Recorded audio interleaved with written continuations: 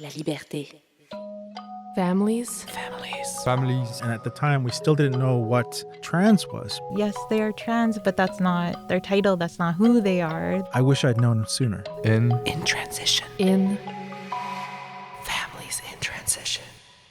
I wouldn't change my child for the world. I wish I could say to myself, put your fears to rest. Your kid's gonna be fine. They know who they are. How did you find out who you are? I don't know who I am. But at the end of the day, my daughter said it to us best. I'm not my transness. I'm your daughter. When someone in the family transitions, the whole family transitions.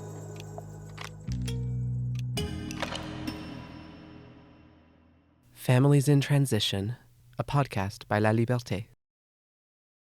Welcome to Families in Transition, a podcast series exploring what it means for families to grow, question, and transform alongside their child's gender journey. In this series, you'll hear our host, France. This project begins with her story. As the mother of an adult transgender daughter, she found herself searching for something more, other parents to speak with, other stories to listen to, other ways of understanding. Out of that search, this space was created, a place for meaningful encounters and honest conversations, where experiences are shared and a common language begins to take shape. And in some episodes, you'll hear me alongside France. I'm Chelsea, journalist at La Liberté, co-host of the series, and a transgender woman. I'm always curious to listen, to understand, and to share my lived experiences in the hopes of bringing families even closer. In this episode, France sits down with Jensen, a father of 5 originally from the Navajo Nation in the American Southwest. Born and raised in Arizona, he moved to Manitoba in 2005, where he met his wife and started a family. Today, Jensen joins us to talk about his daughter Izzy and about what it means to unlearn and to stand beside your child as a father. Together, we explore culture, tradition, and how identity is understood across nations. This is a conversation about love, fatherhood, and the quiet strength it takes to keep growing as a parent.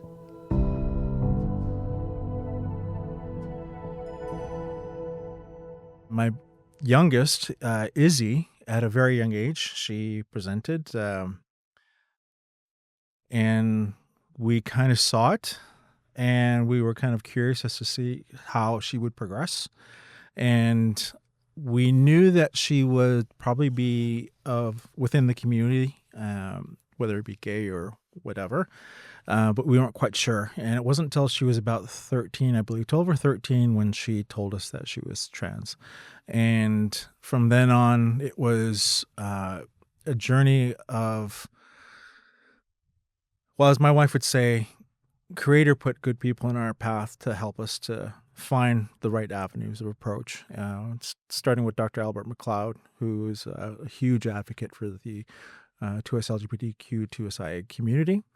And he in turn referred us over to Alba Gomez, who runs a local parent group, Parent Family Friends of Trans Individuals, otherwise known as PFADI.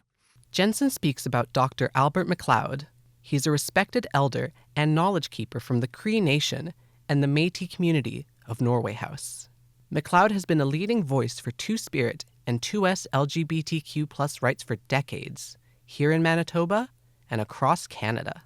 Jensen also speaks about PFADI, parents, families, and friends of transgender individuals, a support group founded and led in Winnipeg for nearly 20 years. I wish I'd known sooner when it comes to my daughter. We wish we had known. And we look at, and we did feel that, because when we look at our old pictures, and it's something that's covered in PFADI when it comes to dead names and pictures, you have to be careful what pictures to put up. Because a lot of our older pictures, my daughter's dressed as a boy. Mm-hmm. We got her haircut like a boy. Yes. And if you can see my haircut, it's very, very tight, it's very high, it's very short. And that's how we used to do my daughter. And it wasn't until she could really speak for herself, I think around 6 to 8 years old, is when she started to say, I want to do my hair like this. And by that point, we pretty much knew that our daughter was going to be gay. And so neither of us wanted to, stifle her in whatever she was going through along her journey. So we wanted to let her express herself as she so desired. And so I think her big first haircut was she let her hair grow long and then she buzz cut one side. So, and then she told us in a very eloquent way, the short side is my male side and the long hair is my female side. And that was when we kind of piqued our interest. It's like, why did she say it that way? But we still didn't have the language, or Creator hadn't put those people in our path yet to say that this is what's going to happen. Both me and my wife wish we had known sooner, and we wouldn't have exposed her to boys' clothes and boys' haircut. We could have let her figure it out as she went along. Growing up in Arizona on the Navajo Nation or the reservation, you're either very Christian or you're very traditional. And I grew up in a very right-leaning Pentecostal household. And so my views, teachings were quite a bit skewed. And it wasn't until I left college that I started to branch out my ideas and look more as to who I am as a Navajo person, because I was just So reconnecting with your roots. with who I was. And it wasn't until I moved here to Canada, meeting my wife and living here, that I really started taking that more deep dive into more of a traditional lifestyle and points of view. And at the time, both me and my wife noticed that my daughter was more akin to wearing dresses. 08, 09 is when we started noticing that she was more drawn to her sister's clothes, her sister's toys and stuff like that. And, she was very delicate in a way. And would you have had the language, though, at this time to say, oh, she may be trans? Or did you go kind of like me, like, oh, she may be gay? Yeah, she may be gay is what we were thinking. And the best way I could describe it is that when she would wear her sister's clothes, especially dresses, she loved to wear dresses. And when she would wear these dresses, her face would just light up. And there was just such a sense of joy and amazement and wonder within her. And both my wife and I were raised Christian, although I don't think she was as far right as I was.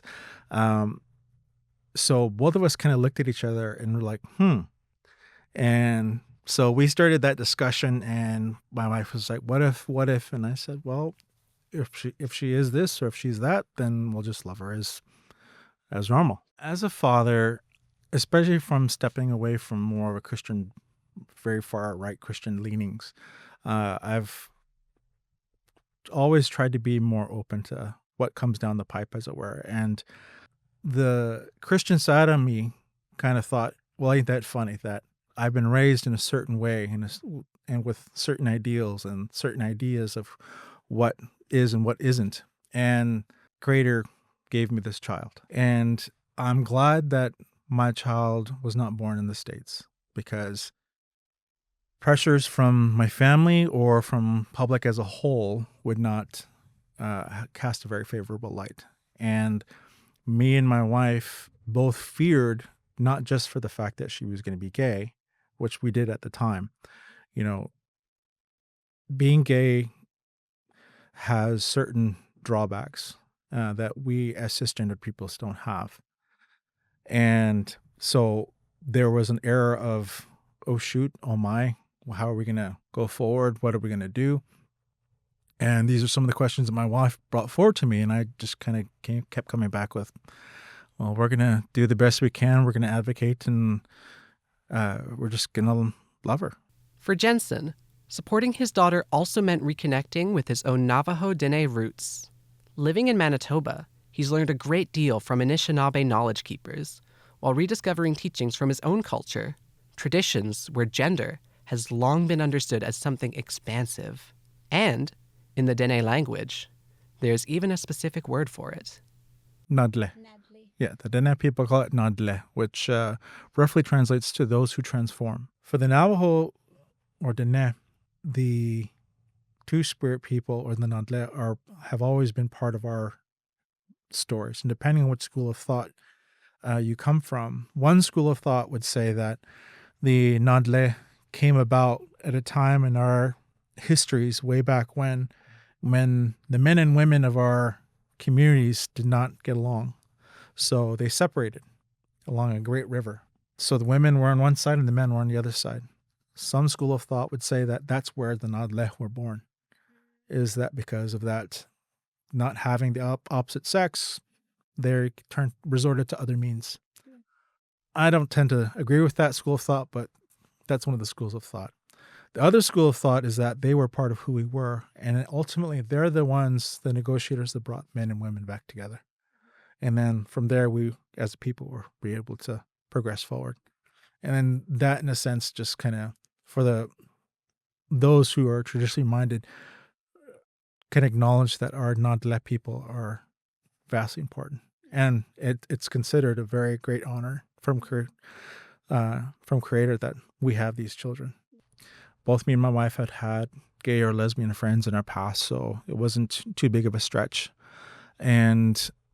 But the real bombshell was when she said that I'm trans. And that was when it was just like, okay, all of our education and all of what we know has just completely gone out the door because we have no idea what it means to be trans. We don't know what we need to do, how we need to do things.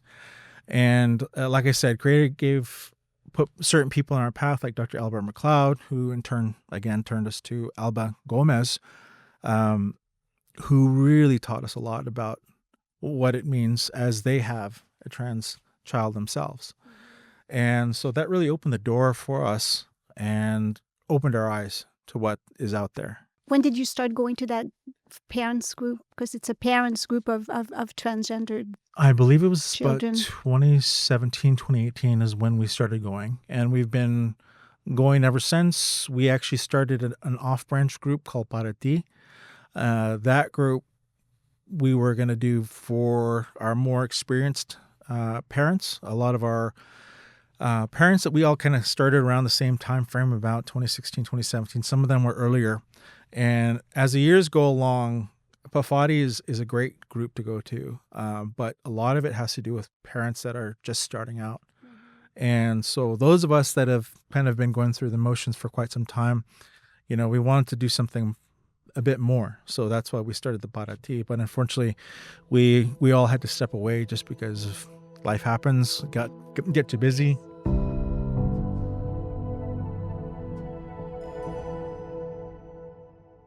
I'm assuming that the needs change. The needs change for the parents, but also the needs for your child is changing.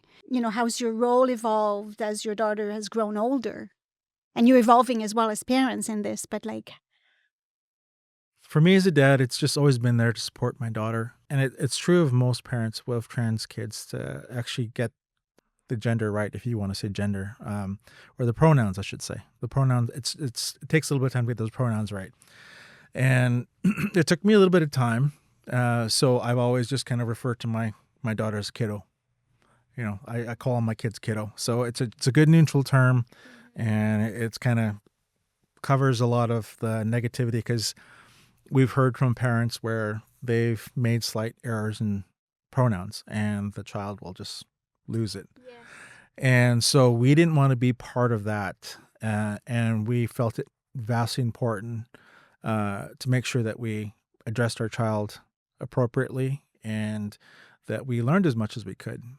And therein kind of lies the conundrum of, you can learn as much as you want about trans individuals, but at the end of the day, my daughter said it to us best. I'm not my transness. I'm your daughter.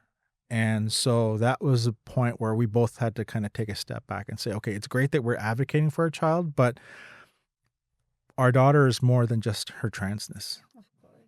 And so those are part of those life lessons. And we've always maintained that because we don't know, our daughter's helped us. She's shown us the way of what we should do and how we should act and how she's feeling. Because ultimately, at the end of the day, as cisgendered parents, we don't know what our daughter's going through.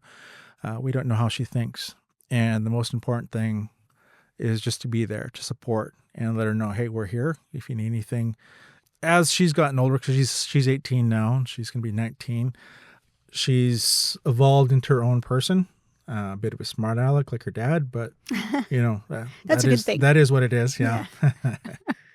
You said something that's very important. You're there to support your daughter. At the same time, you need support. And you can't share any of this with your daughter, right? Like you're not unloading that whatever feeling you have inside. It's like you have to be able to say it somewhere. Over time, initially that's how it was. It's like we didn't want to let our daughter know how we felt. As she's growing older, she's pretty much kind of had a general idea of what we felt and how we're feeling. But the other side that's a little disheartening is my side of the family, especially my mom's side of the family, because they're so right-leaning Christian Pentecostal. We've had to sever my relationship with my parents a few times in the last 5-8 years, and there was a period for about a year, almost 2 years, that I didn't talk to my parents because their viewpoints does not accept my daughter for who she is. And even recently, my mom said a few things where she misgendered my child, and I've corrected her right away. And her thing is to kind of chuckle a little bit, but she knows she did something wrong. And she's even said in the past, okay, well, can we get over this? And it's like, no, we can't. This is who my daughter is, accept her as she is. And so my mom's side of the family, I don't talk to too much anymore. And me being Navajo, we're a matriarchal society. So everything revolved around my mom and her side of the family. So it's been personally a little bit of a struggle to denounce that side of my family. And so this has afforded me the time to get to know my dad's side. And I know of my dad's side, I just didn't really know them very well. And my aunts, my cousins. And in the last 5 years, it's been a great reawakening. And I was amazed, and so was my wife, that when I introduced, this is my daughters, this is Izzy and this is Emma. And I would always add on there, my daughter Izzy is Nadle. And without breaking a sweat, without breaking a breath, okay. Acceptance right then and there. And so they accept my daughter as she is, and they treat her as such. So it's been a really refreshing awakening when it comes to my dad's side of the family that fully embraced my daughter, and it's been great. And it's a shame that my mom's side isn't as up to speed to things. It's like they tend to make steps forward and then take a few steps back, a few steps forward, a few steps back, and it's unreliable, and unfortunately when it comes to my mom's side, And that's the other thing, right? You can't change people. You can only change yourself. Which brings me to when you look back, what have you learned along the way? About your child, about yourselves, and about being a parent. I think it's just an idea of being more open to everything around us and not conforming to society's quote unquote norms. I don't think there's anything as a normal, or even common sense. There's no such thing. We're all individual there's a spectrum. peoples. There's no normality. There's a spectrum. Yeah. There's an openness. Yeah. Yeah. And, we're all different people. Mm-hmm. We're all different in our emotions and feelings. And it's not right of any of us to impose our beliefs on one another.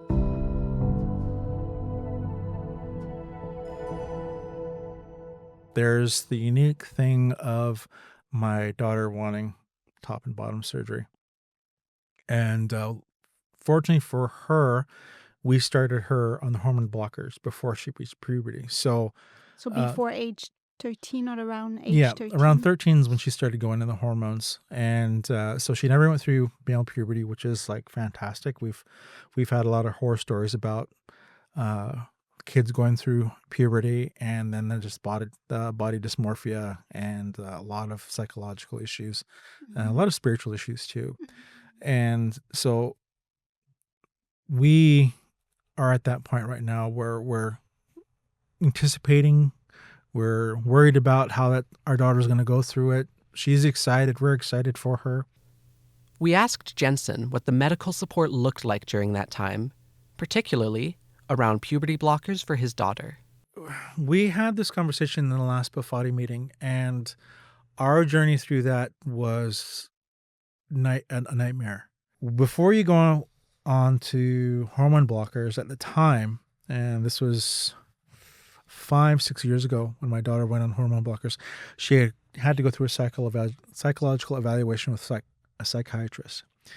And a lot of those questions were very invasive, very brutal, and it became a contest of like, how many ways can you ask the same question? And I think I counted maybe about 15 to 30 questions. And what was the question? Basically, do you want to? Are you sure you are?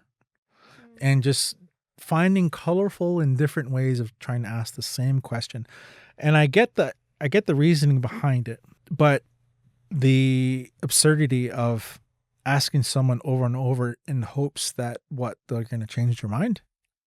It's like, it was very infuriating to sit there with these questions. And these are questions that are very difficult for someone that's 12, 13 years old to try and go through. And I hope that future generations, it'll go through a lot easier. But for my daughter, it was hard. And it was bittersweet the last appointment. We walked in and she asked a couple more questions. Izzy was kind of rolling her eyes and kind of chuckling in her nervous way. And she answered them, and we were sitting there just kind of biting our tongues and trying to stay calm and cool. And all of a sudden, unceremoniously, okay, you're done. That's it. So it's just like bittersweet, right? We had to trudge through the mud to get to this point. We're glad that we're here, but it was nonsense to get to where we needed to get to get this simple thing. In which case, for a lot of kids, is a life-saving option.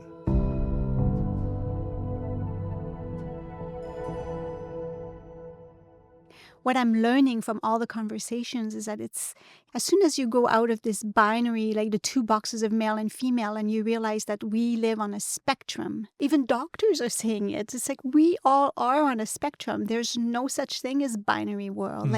And if you look, thousands of years ago, like it's everywhere. I think maybe it's a question of like once you have a child that is trans, suddenly you're walking the walk. Oh yeah, it's like you either are or you're not, and you either do things or you don't. And unfortunately, the consequences are severe, especially when it comes to our trans children, in that the statistics are against our kids. The support of your family is essential to their well-being. It's scary to know that there are those children out there that don't have that support and will choose a very severe final decision. Because they don't know where to go. They don't know where to go or what to do. Because we do have fathers that come into the group that don't know what's going on. And they've had a couple that were very aggressive and that were very angry. And it's scary in the moment, but I've always said to my kids and to everyone that I meet that there's nothing wrong with emotions. There's nothing wrong with sadness. There's nothing wrong with anger. What you do with it makes it right or wrong. In that moment, that father was venting his frustrations, his angers, his sadness. As Alba would say, he's mourning in a way. This idea that he had within his mind, this is my kid, this is who they are, and now it's totally opposite. Yes. So this also goes into that idea of that Indian guru saying that our kid is not our vessels for our lives, for our failures and achievements. And so it's that idea that this is what I thought my kid was going to be, but this isn't who my kid is. And I'm angry about it, right? Why didn't I know? And I think that's part of what he's feeling, but what he in the moment is thinking is just like, no, this is wrong. This is not true, or something of that ilk, And for Alba, she's always maintained that it's important that you're there. And I thought I always kind of fight her on it. But over the years, I've come to realize that, yeah, it is important that I'm there, because there are fathers that come in that kind of sit there with their arms crossed and they have a quizzical look, or they just have a, yeah, right look on their face. And because Bafati caters to everybody, but it's primarily predominantly white parents, we as First Nations within Manitoba and Winnipeg more specifically, there's no outlets for us. There's no places for our children, because even though, you know, Manitoba is what it is, the population of Indigenous people within Manitoba is huge. And that doesn't mean that there aren't Two-Spirit kids out there. That doesn't mean that there's not parents that have questions or concerns, and especially within a First Nations lens. And so my wife, along with Elba, started a group through her organization, Manitoba Moon Voices, or MMVI. And so I think every 2 weeks, just like Pafadi, they have a First Nations group for trans parents or those within the spectrum. And it started out slow, just like Elvis. It's starting to gain a little traction. We don't have the numbers like Pafadi does, but that's understandable. That will come. And for me as a father, I always just tell other fathers, take a breath. Remember at the end of the day that your child, again, is their own person. But the emotions that you're feeling, there's nothing wrong with them. We have to acknowledge these things. It's important to talk to those that have an ear for it, to discuss these things. That's why I love these groups like Pafadi, because it allows the parents a safe space outside of our children, because what's said in there stays in there. What are your hopes like for your daughter, for families like yours, and I guess ultimately for society as a whole? I pray to Creator that my daughter will be who she needs to be without interference.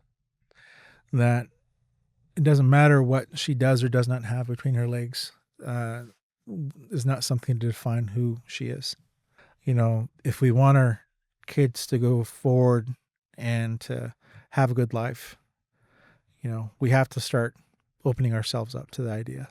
We have to open ourselves up to our kids. And, Alba and my wife would always say that our kids guide us and lead the way. And my hope for my daughter is that she has that. And I pray to Creator that she outlives me, But at the end of the day, it's still just as important to support her and to love her as much as I can. Mm-hmm. Yeah. Again, it's all boils down to one thing, right? Yeah. And it's about love. Yeah. Lots of love and a lot of openness. A lot of openness.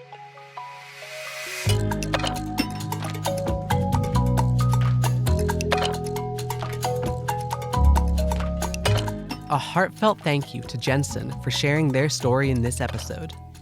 Families in Transition is an audio series produced and created by La Liberté, made possible through the financial support of the Winnipeg Foundation.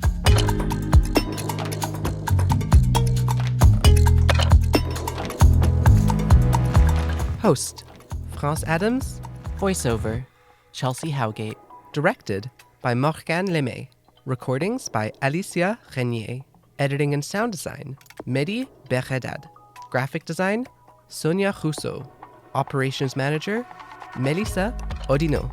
Associate director, Lisiane Romain. And director and editor-in-chief, Sophie Golin. A special thank you to our advisory committee, France Adams, Chelsea Howgate, Jackie Swirsky, Kevin Prada, Dr. Judith Lajeunesse, and Sylvie Berthelot-Dilk. Thank you to Alba Lopez Gomez for her invaluable support throughout this project. Thank you to our distribution partner, le collectif LGBTQ du Manitoba. You can find all our episodes on your favorite listening platforms and at laliberte.ca. Don't forget to share the series and leave us a 5-star review. It truly makes a difference.